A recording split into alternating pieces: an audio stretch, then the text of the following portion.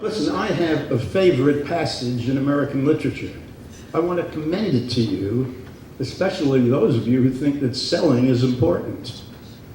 One of the great plays in American literature is Death of a Salesman by Arthur Miller. Anybody know of it at all? Oh, you bet. There's a passage in that play that I recommend to you and again to me. Willie Loman, who is the protagonist in the play, these guys don't exist anymore. They can't survive. Willie was a salesman who sold by being amiable.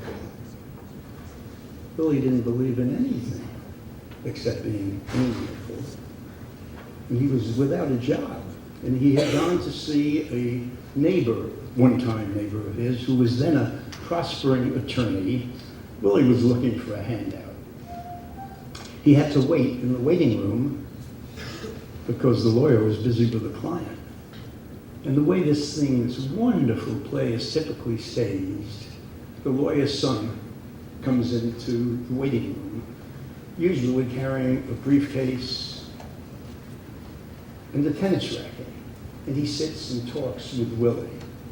Finally, the lawyer issues his client out the door, turns to Willie, points to his son, and he says, "What do you think of that boy, Willie?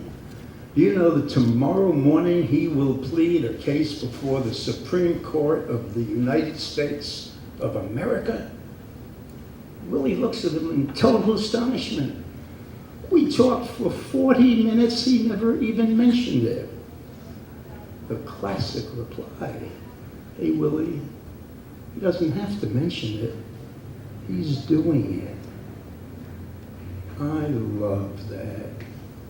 I don't think much of showing off. I think a hell of a lot of having a good time, working hard, of finding invention, of being passionate, of loving, all of loving.